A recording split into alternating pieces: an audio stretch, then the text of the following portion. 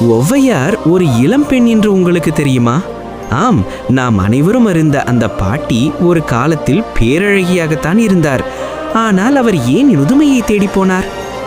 பகவன் மற்றும் ஆதி தம்பதியினருக்கு மகளாக பிறந்தவர் ஔவையார். சூழ்நிலை காரணமாக குழந்தையிலேயே பெற்றோர்களால் விடப்பட்ட இவரை ஒரு கவிஞர் எடுத்து வளர்த்தார். சிறுவயதிலிருந்தே விநாயகர் மீது மிகுந்த பக்தி கொண்டவர்.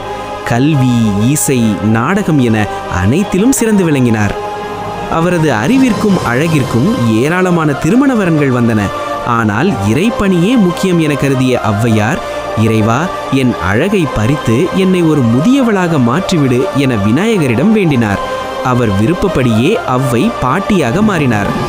அதன்பின் ஊரூராக பயணம் செய்து எளிய மக்களின் வாழ்வியலை பாடினார். குழந்தைகளுக்காக அவர் தந்த ஆத்திச்சூடி மற்றும் கொன்றை வேந்தன் இன்றும் உலக புகழ் பெற்றவை. ஔவையார் தமிழின் பொக்கிஷம். தமிழுக்காகவே வாழ்ந்து தமிழையே உலகம் முழுக்க பரப்பிய பெருமை மிகு பேரொளி. இது போன்ற சுவாரஸ்யமான கதைகளுக்கு PA எடிட்ஸ் சேனலை சப்ஸ்கிரைப் மற்றும் லைக் செய்யுங்கள்.